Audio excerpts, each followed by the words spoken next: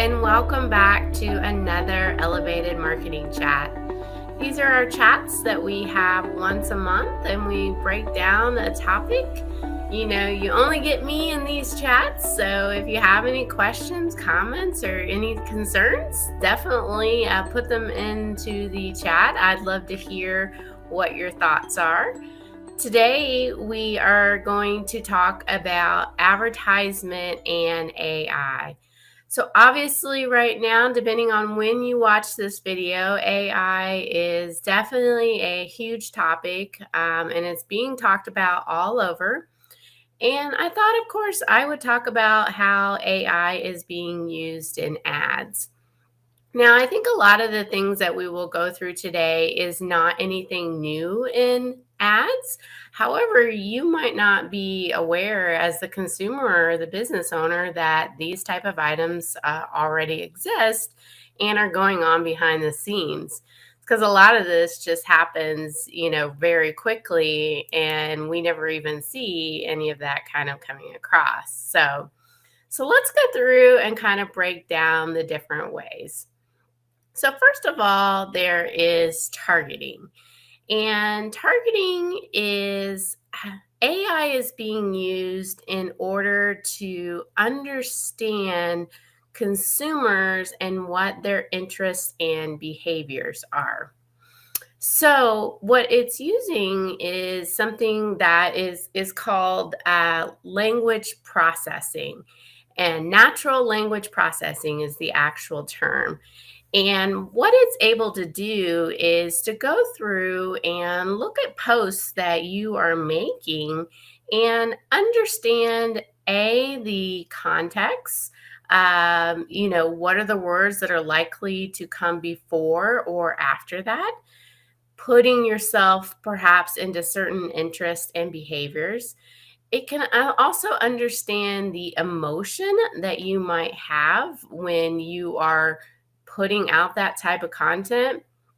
AI can also read images, it can read audio, and it can read video in order to be able to put you into certain interesting categories. This is probably all sounding a little scary, but all of this has been going on for quite a while. And this natural language processing, a certain type of AI, is being used so that ad platforms know what those are and that you can use that in targeting.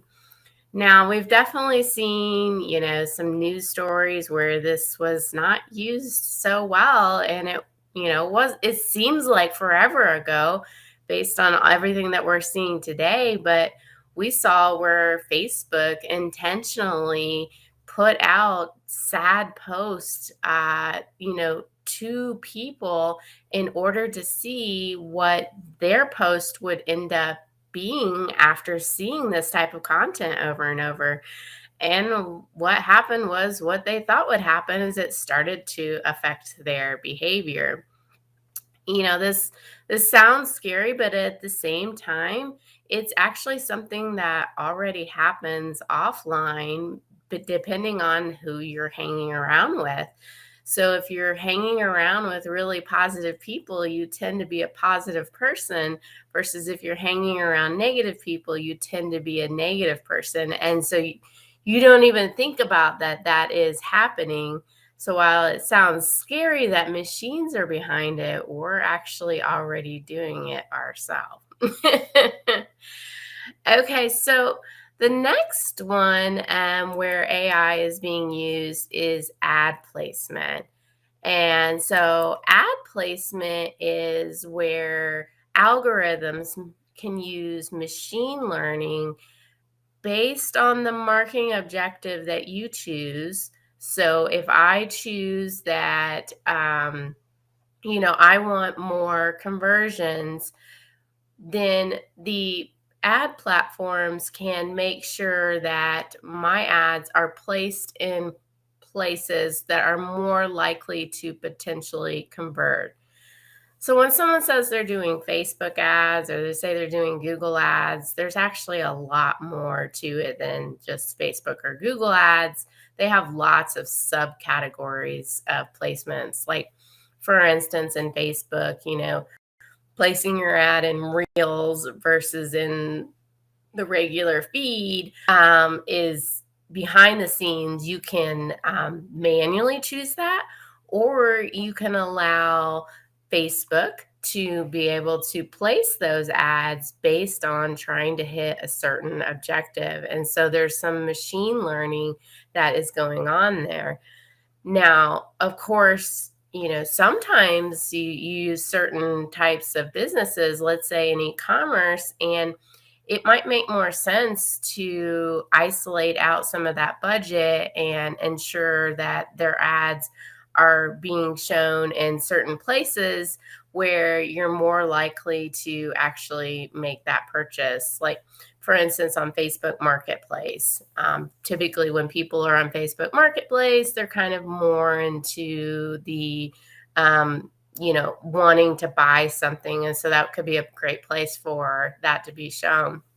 This is also happening over in Google Ads with Performance Max, and you are no longer choosing your particular placement.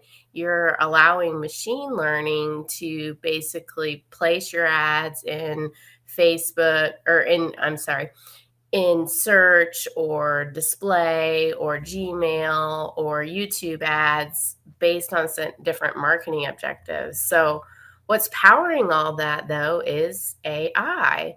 And so it's just another form that is being done. So the next one is predictive modeling. And that is a form of AI being used in ads when it comes to predicting the likelihood that somebody is going to perform a certain action. So, how to explain this is, let's say you're targeting a certain audience and you have chosen the traffic objective. Predictive modeling is being used to show your ads to certain people in that audience who are more likely to click on the ad. And so that's a good thing because it's going to get you more traffic, which is what you chose. But it could also be a bad thing in that your ad is not necessarily going to go to the entire audience because the predictive modeling AI behind the scene is only going to show the ads to people who are more likely to click on the ads. So there could be other people more in or could be interested. They just, their behavior before necessarily wouldn't have gave that predictive measure that they are more likely to click on it. So for that reason, I think sometimes, that can be a negative. So another way that AI is used in ads is automation. And so there is a lot of different automations that are going on.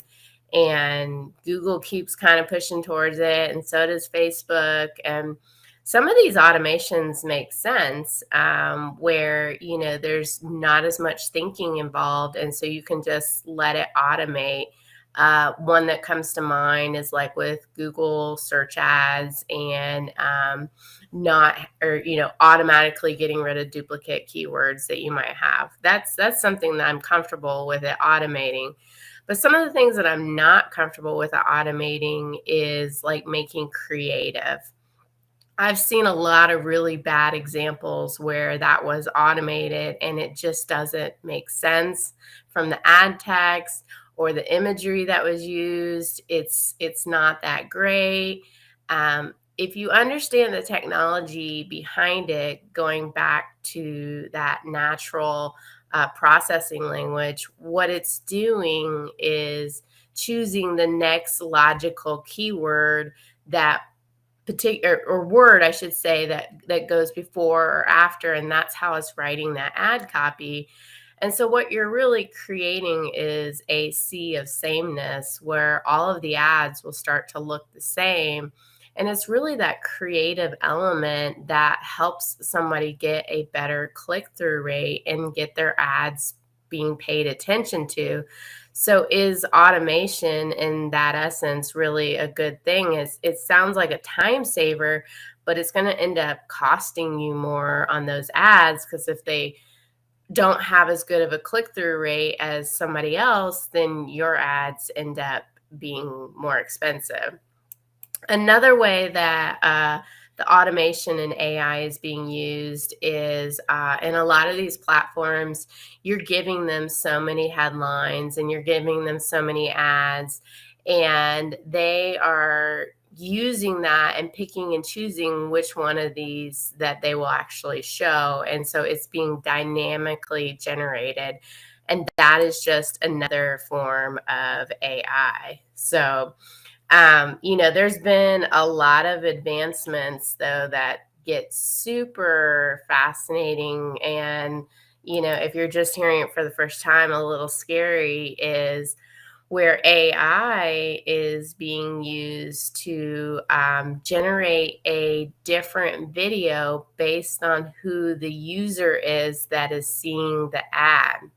We've seen this in podcast and streaming ads where perhaps you're hearing a female voice because you are a female in the ad. And all this is happening in a matter of minutes or seconds behind the scene. So that's some super interesting and fascinating and scary all at the same time that is happening behind the scenes. It's like, okay, well, what is real and what is not real? If it's on the internet, we don't know. The last, or not the last one, but another one is performance measurement. And AI is being used even more in this scenario because, believe it or not, a lot of these ad platforms don't have exact measurements that so many clicks took place. And so they're using math on the in predicting, how many clicks it actually took place. Or we have the whole thing that happened with Apple and it getting mad, with Facebook.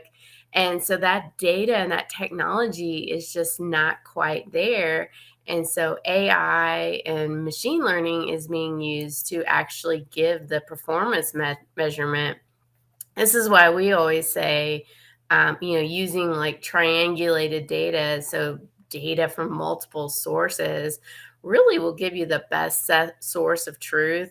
Because honestly, I don't want to rely on one platform or the other to tell me that that is the truth, because their hand is in the cookie jar and they want that, to be true, and they want it to look like their platform is the best. So, another way that AI is being used is smart bidding. This is where we're allowing the bidding to take place with the ad platforms.